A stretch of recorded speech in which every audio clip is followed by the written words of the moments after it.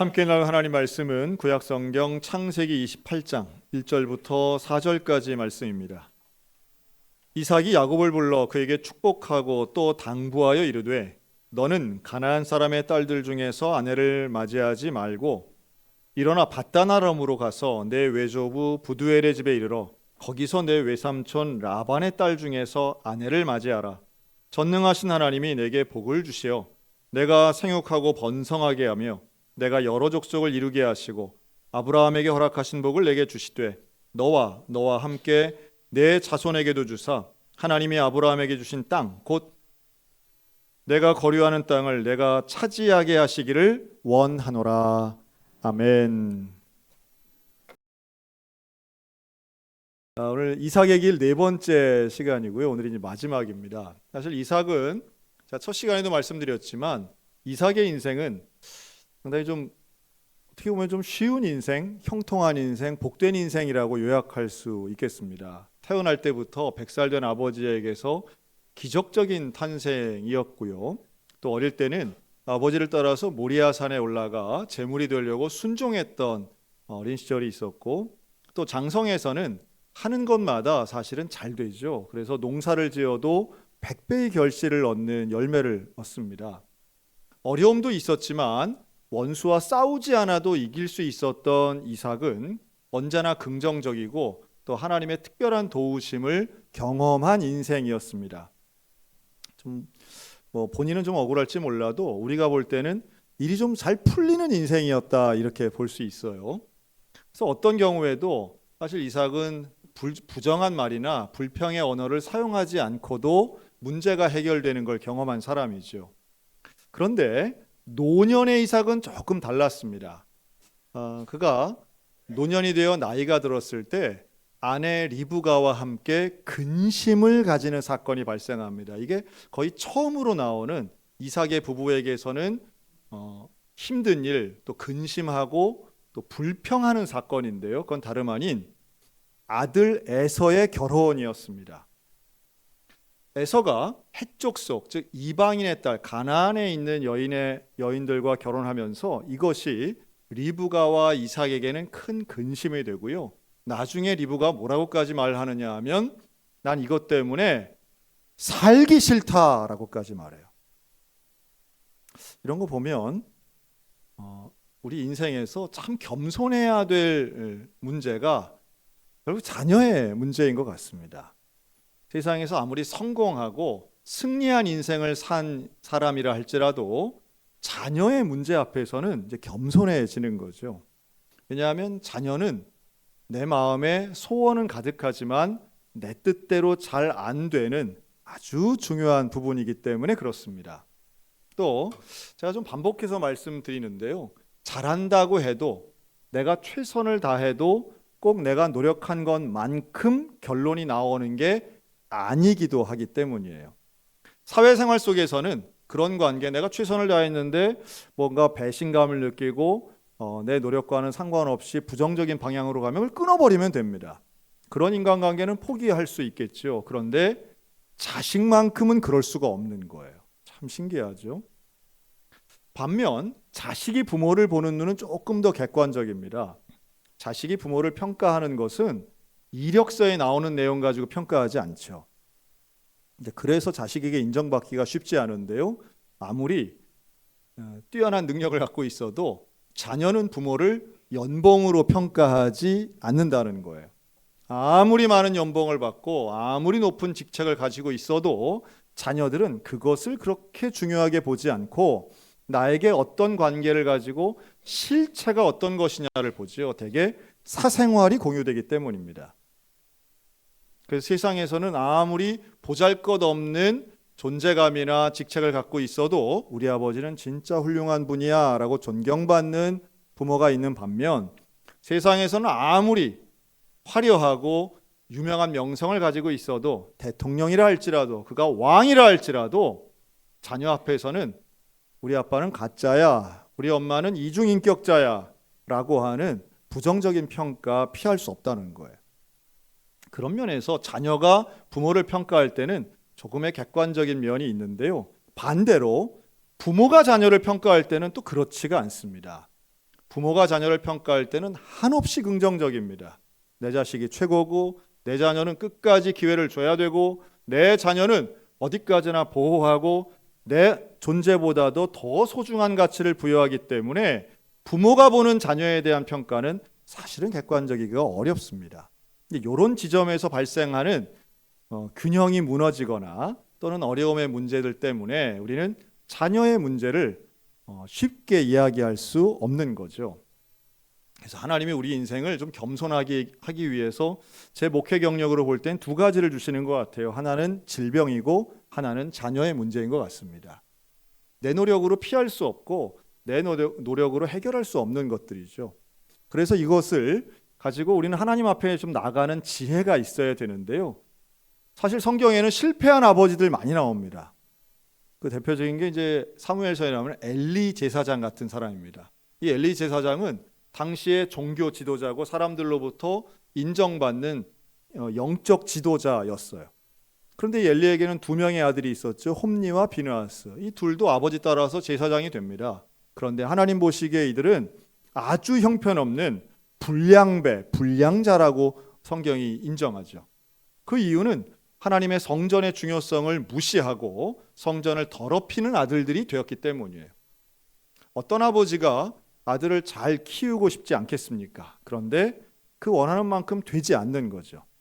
근데 이 엘리가 아이러니한 것은 엘리는 남의 아들인 사무엘도 어릴 때부터 키우거든요. 그런데 엘리의 지도를 받고 자란 사무엘은 당대 최고의 선지자가 됩니다. 다시 말해 엘리는 제자들은 잘 가르쳤는데 아들들은 잘 못 가르친 거예요. 참 이런 부분에서 거 봐라, 엘리가 아들들이 잘못하는 걸 다 지적도 안 하고 훈계를 안 하니까 아들들이 저 모양이지 라고 하는 어떤 단선적 평가만 가지고 보기는 참 쉽지 않다는 생각이 듭니다. 왜냐하면 모든 아버지가 혼도 내보는데 자식은 차라리 나의 고용주나 선생님이 혼낼 때는 통해도요, 부모가 혼내는 게 잘 안 통하는 자녀들이 있거든요. 하나도 못한다면 그 사무엘도 마찬가지였어요. 사무엘은 친아버지가 아닌 엘리, 그것도 자기 자식들 잘 못 가르치는 엘리지만 하나님 음성도 잘 못 듣는 엘리지만 그 엘리 밑에서 배울 때는 좋은 선지자가 됐는데요. 이 사무엘도 자식 교육엔 실패합니다. 두 명의 아들이 있었는데 이 두 아들 다 부패하고 타락한 사람으로 성경이 묘사하죠. 그러니까 그만큼 차라리 내 삶을, 내 인생 하나 보관하는 것도 또 관리하는 것도 쉽지 않은데 여기에는 성공한 사람이 많은 반면 자녀를 거룩하게 온전하게 잘 키우는 건 정말 다른 차원의 이야기인 것 같습니다. 불행하게도 우리 대한민국은 자녀 양육에 딱 한 가지 조건만 대입하는 것 같아요. 그건 바로 어느 학교 나와서 어떤 직장 갔느냐, 이것만 가지고 자녀 교육을 성공과 실패의 가늠선으로 두시는 분들이 제법 많은 것 같은데요. 성경은 절대 그렇지 않죠. 성경은 그의 능력이나 역량보다 또 혹은 그의 소유나 또 혹은 학벌이나 이런 것보다, 재능보다 더 중요하게 여기는 것은 하나님의 사람으로 얼마나 거룩하게 살고 있느냐라고 하는 것입니다. 자, 그 또 하나의 사례가 오늘 이삭의 가정이에요. 이삭이 그렇게 건전하고 하나님 앞에 순종하는 일생을 살았음에도 불구하고 두 아들의 인생에 대해서는 이삭이 실수를 합니다. 자, 그 유명한 사건이죠. 팥죽 한 그릇으로 형 에서의 장자권을 뺏어온 야곱과 이제 나이 들어서 눈도 잘 침침한 이 아버지 이삭을 형인 에서인 것처럼 하고 몸에다 털 붙여가지고 아버지를 속여서 축복의 기도를 받아내는 야곱. 자, 여기서 이런 질문을 할 수 있습니다. 도대체 그 아버지의 축복 기도가 뭐 얼마나 대단하길래 그걸 그냥 수십 년 동안 계획해가지고 그것도 아버지를 속여가면서 생쇼를 해가면서 그걸 받나? 그 얼마나 특별한 기도길래 그런가? 자, 여기서 우리가 좀 두 가지 권리를 좀 짚어봐야 되는데요. 하나는 따라할까요? 장자권. 두 번째는 따라하시기 바랍니다. 축복권. 장자권과 축복권, 이 두 가지가 사실은 이삭의 가정 안에서 상당히 중요하게 여겨지고 이것 때문에 갈등이 생기고 문제가 생기는 겁니다. 자, 먼저 장자권 한번 볼까요? 장자권은 장자가 가지는 권리라고 볼 수 있는데 여러분, 장자의 조건은 뭡니까? 우리가 생각할 때 장자는 맨 먼저 태어나는 아들로 우리가 생각할 수 있어요. 아마 여기 오신 분들 중에도 장자들이 좀 계실 거예요. 그런데 성경은 이 장자가 거의 대부분 가지는 독식하는 것을 이야기합니다. 아버지의 유산도 또 그 어떤 가정에서의 전통도 다 이 장자가 차지하는데요. 마치 우리나라가 갖고 있는 유교 문화하고 좀 비슷한 게 있어요. 그런데 성경은 왜 그렇게 장자권을 중요하게 여길까요? 그리고 이 장자권이 왜 있을까요? 장자권은 사실은 그 집안의 혈통의 대표입니다. 그래서 그 혈통이 누구를 따라서 이어지고 있는가를 보여주고 있는 건데요. 그런데 중요한 건 이 가정은 혈통적 조건보다도 아브라함은 무슨 조상이에요? 믿음의 조상입니다. 그래서 이 믿음의 조상은 믿음의 장자권이 이어가는 거예요. 믿음의 장자권이라고 하는 것은 물리적, 시간적 순서의 1번만 의미하는 것은 아닙니다. 순서가 둘째라도 셋째라도 얼마든지 장자가 될 수 있음을 보여줍니다. 그게 바로 야곱이죠. 하나님은 야곱이 태중에 있을 때부터 큰 자가 작은 자 섬길 거라고 말씀하시거든요. 그리고 더 중요한 장자권은 야곱의 아들들 중에 그 10명 넘는 아들 중에 누가 장자권을 가져가는지 아십니까? 그가 바로 요셉입니다. 11번째예요. 이 요셉이 장자권은 성경이 너무도 명확하게 기록하고 있는데요. 그렇다면 이 장자권이 향하고 있는 목적 지향은 어디인가라고 하면 아브라함으로부터 시작된 믿음의 계보는 결국 신약 성경의 예수 그리스도까지 가는 거예요. 그러니까 예수님을 향하여 가는 장자권의 방향성은 너무도 명확합니다. 물리적 첫 번째 순서가 중요한 게 아니라 하나님의 뜻을 이어가는 믿음의 계보가 중요한 거예요. 이것을 이삭에게 이미 하나님 말씀하셨어요. 이삭도 이걸 잘 알고 있습니다. 그럼에도 불구하고 이삭의 실수라면 에서에게 그 장자권이 있는 걸 고집하려 한 거예요. 리브가도 잘 알던, 사실 에서와 야곱은 쌍둥이이기 때문에 그렇게 차이도 안 납니다. 먼저 태어났다고는 해도 날짜는 동갑이에요. 같은 날 태어난 아이들이에요. 그런데 그 순서, 그 물리적 순서, 여기에만 너무 매몰되어 있으면 기계적 적용이라고 할 수 있는데요. 하나님의 뜻에 귀를 기울이기보다 인간의 전통이나 접촉에 여기에만 집중하면 실수할 수 있다는 겁니다. 자, 두 번째, 축복권입니다. 축복권은 하나님이 부모에게 주신 놀라운 권리입니다. 장자권이 복을 받는 것이라면 축복권은 복을 주는 권리라고 볼 수 있는데요. 하나님께서는 아비에게, 어미에게 이 축복의 권한을 주셨습니다. 부모의 축복은 다릅니다. 부모의 축복은 자녀들에게 미치는 영향이 달라요. 왜 그렇게 다를까요? 그것은 부모와 자녀 간의 연결성이 다르기 때문인데요. 그 연결성은 물론 혈육의 연결성도 있지만 영적 연결성이 있습니다. 이렇게 보시면 돼요. 여러분, 다른 사람 위해서 기도할 때 간절해지나요? 내 자식 위해서 기도할 때 간절해지나요?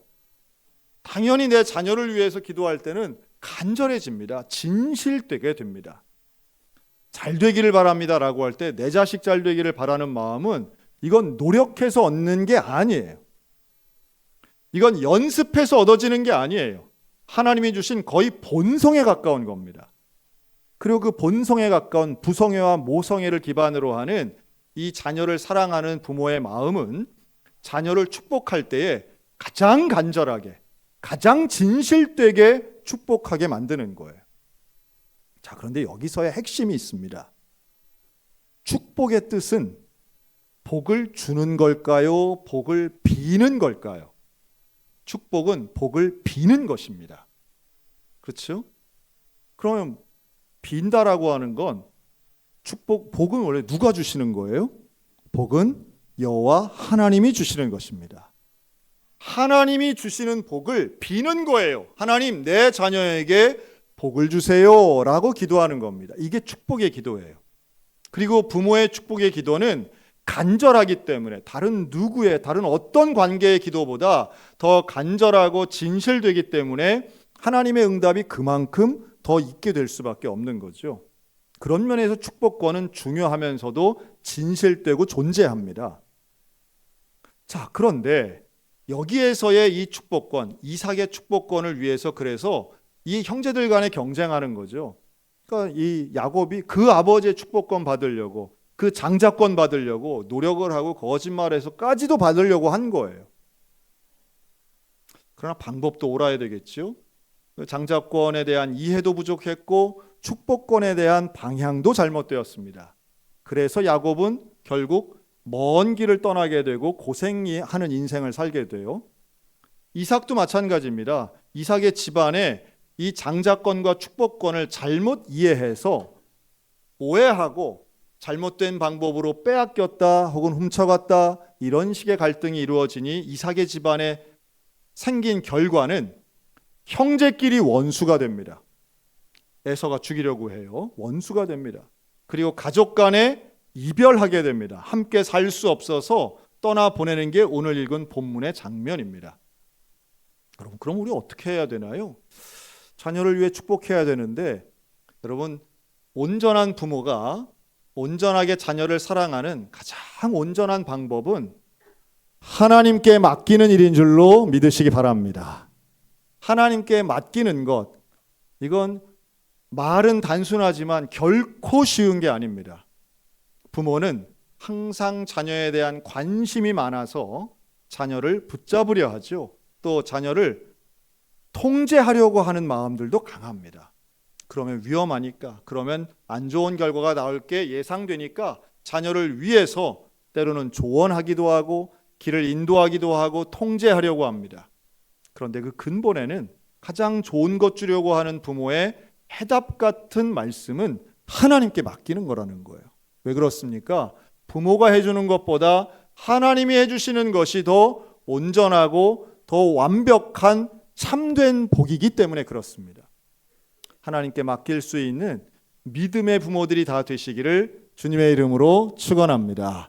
그런데 하나님께 맡긴다는 게 뭘까요? 부모가 아무것도 안 하면서 맡기는 게 아니죠. 최선을 다하면서도 내 것이 아님을, 자녀가 나의 소유가 아닌 것을 인정해야 됩니다. 나와 끊어질 수 없는 관계지만, 내가 가장 사랑하는 존재지만 나의 소유가 아니라는 거예요. 하나님의 것임을 선포하는 거죠. 우리나라 한국 개신교사에 가장 유명한 순교자 몇 분이 계시는데요. 그 중에 한 명 주기철 목사님이라는 분이 있습니다. 아마 다들 아실 거예요. 주기철 목사님은 평양 산정연교회 담임 목사님으로 계시다가 1944년에 순교하신 분이십니다. 근데 이분이 순교한 이유는 황국요배 또 신사참배를 하지 않았다는 이유인데요. 이때 6번이나 투옥되셨던 그런 기록이 있습니다. 그런데 반면 당시에 장로교단에서는 총회를 열어서 신사참배를 하기로 결의를 합니다. 그러다 보니 이 목사님은 총회의 결의를 따르지 않았다. 그래서 총회에서도 심판을 받습니다. 출교 조치를 당하는데요. 다시 말해 주기철 목사님은 이 정치적으로도 어려움 당하지만 교단 안에서도 따돌림을 당했고요. 특별히 주기철 목사님 5남 1녀를 두셨는데 그중에 1남 1녀가 먼저 어릴 때 죽어서 4형제를 키웠습니다. 부인도 일찍 돌아가셔서 두 번째 사모님을 얻게 되는데 오정모 사모님입니다. 그래서 이 네 형제를 키우면서 6식구가 살았는데, 이 자녀들도 소학교를 다니는 가운데에 아버지의 가르침 따라서 황국요배를 하지 않는 거예요. 전교생이 다 일어나서 일본 쪽 향해서 절을 해야 되는데 그걸 안 하는 거예요. 그래서 소학교에서도 퇴학을 당합니다. 아들들이. 그러니 이게 상당히 힘든 과정이죠. 아버지는 경찰서 맨날 왔다 갔다 하시고, 또 어머니는 깊은 이 두 번째 어머니인데도 병중에서 어머니가 힘들어하시고, 이 어린 자녀들은 학교를 퇴학 맞은 거예요. 이제 그런 가운데 이제 마지막이라고 볼 수밖에 없는 이제 일본 경찰에게 투옥되기 직전에 주기철 목사님이 하신 설교문이 있습니다. 이게 남아 있더라고요. 제가 이 설교문을 읽었는데, 이런 설교를 하시고 마지막에 이제 투옥되시고 돌아가셨구나 하는 생각을 해봤습니다. 그 중에 일부를 제가 한번 읽어드리겠습니다. 주기철 목사님의 설교문 중에 세 번째 대지예요. 이 제목은 나의 5가지 기도라는 제목입니다. 나는 80 넘은 어머님이 계시고 병든 아내가 있고 어린 자식들이 있습니다. 불효한 이 자식의 봉양보다 무소불능하신 주님께 내 어머님을 부탁하고 나는 주님의 자치를 따라 가렵니다. 아버지로서 자식을 키우고 가르칠 의무를 다하지 못하고 우는 어린 것들 뒤에 두고 잡혀다니는 마음 애처롭기 그지없습니다. 아버지가 나라에 역적으로 잡혀 죽으면 그 자식들이 어떻게 살 수 있겠습니까? 어린 자식 떼어두고 죽음의 길을 떠나야 하는 마음 끝없이 비참합니다. 그러나 연약한 제자들을 뒤에 두시고 골고다로 향하신 그 십자가에 달리신 주님의 마음을 생각해 봅니다. 그 주님께 나의 자식을 부탁합니다. 나의 어린 자식들을 자비하신 주님의 품에 두는 것이 변변치 못한 아비의 손으로 기르는 것보다 복될 줄로 믿습니다. 참 비장하면서도 진지한 주기철 목사님의 설교문은 그냥 오늘날 우리와는 비교가 안 되는 거죠. 우리가 주님께 맡깁니다라는 것은 사실 수사적인 표현이 많이 들어가 있는데 이 주기철 목사님의 설교문은 정말 실제로 죽음의 길을 택하고 진리의 길을 택하며 어린 자녀들과 헤어지는 걸 택하는 겁니다. 쉽지 않죠. 1944년에 목사님이 돌아가시고 그 다음해인 45년 오정모 사모님은 병으로 돌아가십니다. 졸제 부모님이 없어졌어요. 사형제, 큰아들을 제외하고는 다 미성년자들이었습니다. 큰아들은 당시 평양신학교를 다니고 있었는데요. 그러다 1950년 한국전쟁이 나고 바로 큰아들 주영진 전도사님은 생매장당해 죽습니다. 큰형까지 죽은 이후에 이 삼형제의 삶은 비참함 그 자체였는데요. 둘째 아들은 공장에서 일했지만 셋째, 넷째 아들은 고아원으로 들어가게 됩니다. 여러분, 순교자의 자녀들의 삶을 우리는 막연하게 잘 될 거라고 생각하지만 그렇지 않은 역사들이 분명히 존재해요. 부모가 없이 어떻게 온전하게 살 수 있겠습니까? 힘들죠. 또 우리나라에 있었던 50년대, 60년대의 인생들은 하나같이 불안하고 힘든 삶들 살았습니다. 그런 가운데에 이 세 명의 아들들의 삶도 예외는 아니었던 것 같아요. 힘들고 어렵고 이들은 17살이 될 때까지 학교를 다니지 못했다고 합니다. 그러나 이들은 야학을 다니고 또 각자의 삶의 자리에서 최선의 노력을 하면서 기도하기 시작합니다. 그래서 세 번째 아들 주영해 장로님은 신성북교회 장로님이 되시고요. 이 주영해 장로님의 자손들 중에는 아들과 사위를 포함해서 목사만 7명, 사모가 3명이 되는데요. 장로교단에서는 아주 유명하신 주안 장로교회 담임 목사인 주승중 목사님이 이 주영해 장로님의 아들입니다. 사남 주광조 장로님은 나중에 영락교회 장로님이 되시는데요. 극동방송의 부사장이 되시고 현재 주기철 목사 기념사업 회장을 맡고 계십니다. 그냥 된 게 아니죠. 그 중간에 있었던 50년 넘는 세월 동안 이 형제들이 겪었을 고생과 고난은 이루 말할 수 없습니다. 그런데 사남 주광조 장로님은 많은 간증 집회를 통해서 아버지 주기철 목사님에 대해서 항상 이야기했는데요. 이렇게 말합니다. 우리가 기억하는 아버지의 모습은 희미합니다. 그러나 분명합니다. 우리를 앉혀놓고 한 명씩 위에서 기도해 주시던 아버지. 그렇게 친절한 아버지 아니었지만 명확하게 우리에게 믿음의 유산을 강조하시고 물려주신 아버지. 그때는 원망했지만, 어릴 때는 원망했지만 나이가 들어가면서 우리 아버지의 신앙이 올바랐고 온전한 그리스도인이었고 우리를 하나님께 맡긴 참된 설교답게 살아가신 목사님이라고 하는 확신을 간증하고 있었다라고 하는 거죠. 글쎄요, 하나님 앞에 내 자녀를 맡긴다는 건 어떤 면에서는 좀 비장하기도 하고요. 또 어떤 면에서는 내가 그리스도인임을 증명하는 일이기도 합니다. 남보다 더 잘 키우고 싶은 욕심 모든 부모에게 있지만 남보다 더 잘 키우는 게 중요한 게 아니라 하나님 보시기에 온전한 믿음의 사람이 되는 게 훨씬 중요한 줄로 믿습니다. 그리고 그걸 위해서는 부모가 줄 수 있는 복은 제한적이지만 하나님이 주시는 복, 하나님이 책임져 주시는 복, 그래서 중요한 것이죠. 저는 개인적으로 이렇게 순교하신 분들의 후손에 대해 연구하고 찾아보는 것에 아주 관심이 부쩍 많아졌습니다. 이것이 믿음을 지키고 믿음의 길을 걸어가신 분들에 대한 어떤 존경의 마음이기도 하고요. 또 지금 내가 믿고 있는 하나님의 약속을 확인하는 길이라고 믿기 때문입니다. 단기적으로 본다면 이해 못할 고난들 많지만 장기적으로 본다면 3대, 4대 그리고 5대까지 놓고 본다면 여기에서 예외적인 게 없더라고요. 하나님은 하나님을 위해 헌신했던 한 영혼, 하나님 나라를 위해서 모든 전 재산을 바치든 인생을 바쳤던 그 한 사람 한 사람의 후손들을 분명히 책임져 주실 줄로 믿습니다. 그게 지금 이삭이 하고 있는 기도예요. 이삭이 장자권과 축복권에 대해서 실수해서 형제들 간의 원수는 됐지만 떠나는 야곱 앞에 기도하는 내용은 너무도 명확합니다. 하나님이 아브라함에게 주신 복을 다시 한번 이 야곱에게 상기시켜 줍니다. 다시 말해 나를 속인 야곱을 원망하거나 저주하는 것이 아니라 하나님께 맡겨드리며 하나님이 너와 함께 할 거야. 아브라함에게 주신 그 복이 너를 통해서 이루어질 거야. 너의 자손이 번성하게 될 거야. 너의 후손이 이 땅을 차지하게 될 거야.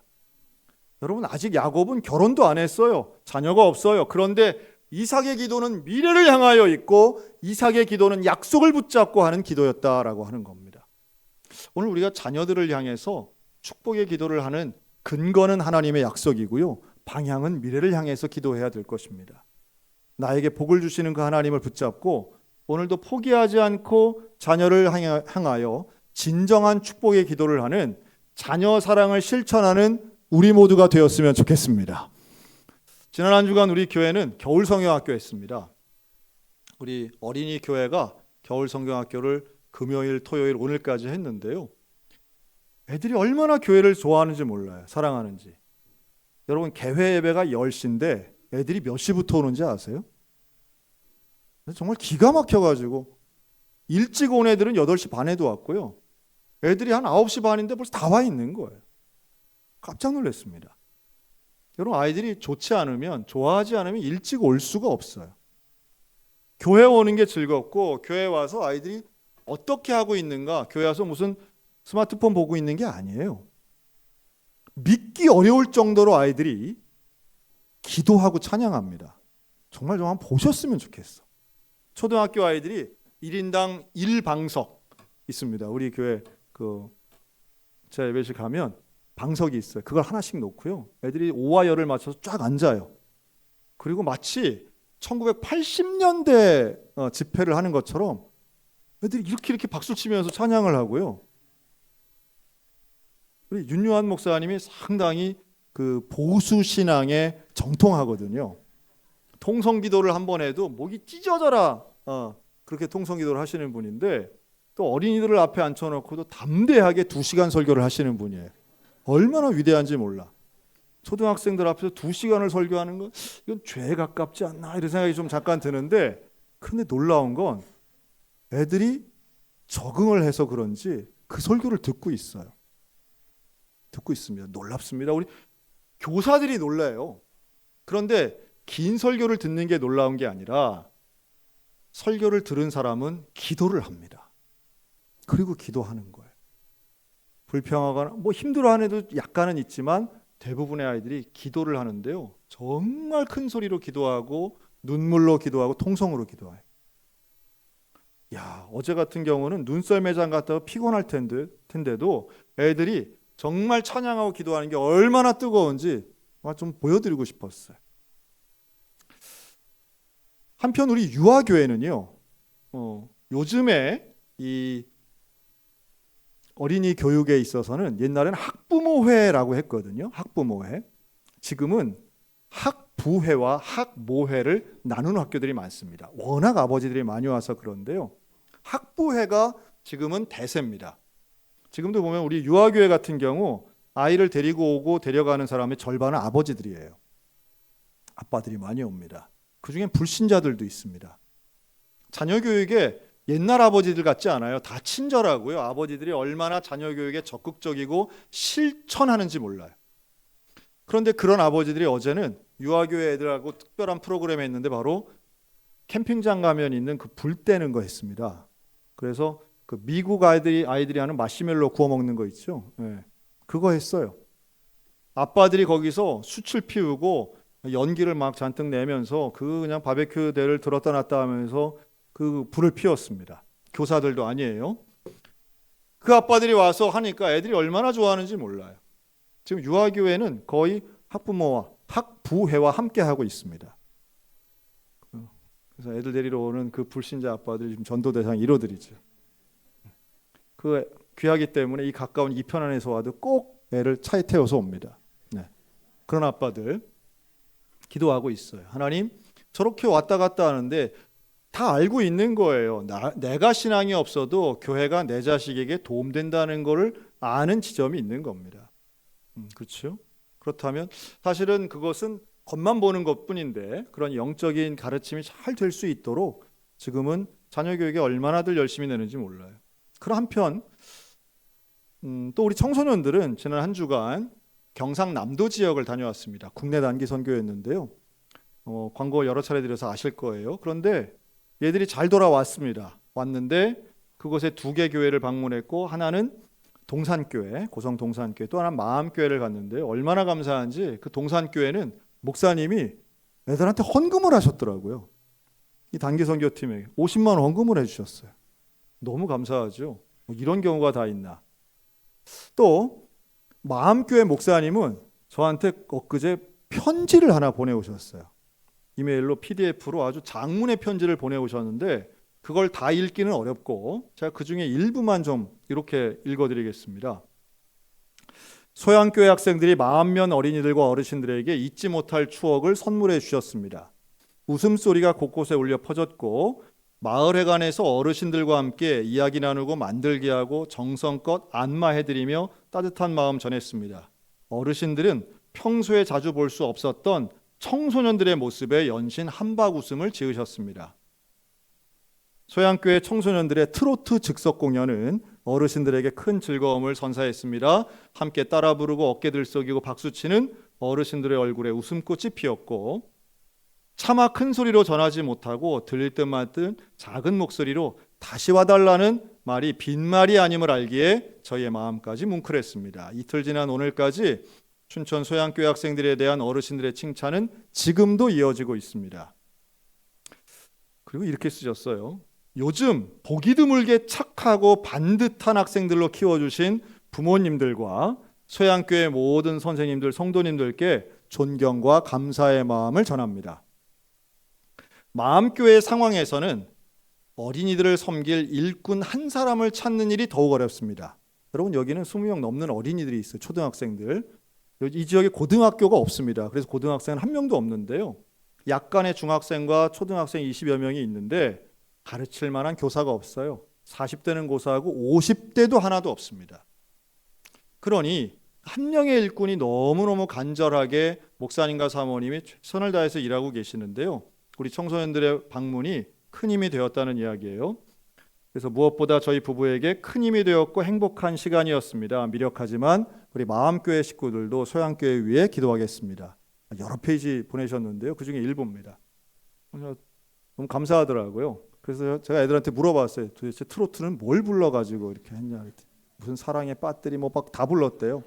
그러면서 거기 계신 어르신들에게 즐거움도 드리고 우리 아이들이 상당히 활발하고 지난주도 막 난리 났었잖아요. 노래하고 애들이 그 흥이 있고 또 하나님 앞에 그 헌신하려고 하는 마음들이 있는 아이들인데요. 우리 어린이 교회도 찬양팀에 서서 찬양 인도하는 게 지금 다 초등학생들이 하고 있습니다. 그다음 필리핀 단기 선교사들이 앞에 서가지고 율동 맞춰서 하고 뭐 승준이가 막 마이크 잡고 노래하는 그런 장면들은 사실은 우리 교회에서는 좀 익숙할지 몰라도 누군가에게 너무도 부러운 장면들이 되는 거죠. 그런 면에서 이번 단기 선교는 지역교회를 섬기고 지역교회에 고군분투하고 계시는 목사님들에게 짧은 시간이지만 위로와 격려가 되었다면 성공했다고 저는 봅니다. 그리고 또 하나 이렇게 선교를 통해서 하나님 마음을 품게 되고 하나님의 사역에 동참했던 이 기억이 우리의 다음 세대에게 평생을 신앙으로 살고 하나님께 자신을 맡기려고 하는 하나님 따라서 그 인도하심을 따라 살려고 하는 동기가 된다면 정말 간절한 기도의 제목인 거죠. 너무 바라고 있습니다. 저는 우리 믿음의 가정들마다 자녀의 사랑이 하나님께 맡기면서 온전한 복으로 이루어지시기를 주의 이름으로 축원합니다. 또 우리 교회가 다음 세대를 잘 키우는 교회가 되었으면 참 좋겠습니다. 엘리트 양육도 중요하지만 믿음의 사람으로 거룩한 세대가 되게 하는 건 너무도 중요한 일입니다. 이 일을 위해 하나님께 맡기고 우리 최선을 다하여 서로 동역하여 아름다운 열매를 맺는 이삭의 가정은 결국 해피엔딩이 돼요. 어떻게 됩니까? 에서와 야곱이 화해를 하죠. 그리고 다시 고향으로 돌아오고 아브라함에게 주신 약속이 그대로 이루어집니다. 우리 교회를 통해 하나님의 약속이 이루어지고 믿음의 가정들마다 복을 받고 하나님의 약속을 실현하는 다음 세대, 온 세대가 되시기를 우리 주님의 이름으로 축원합니다. 아멘. 기도하겠습니다.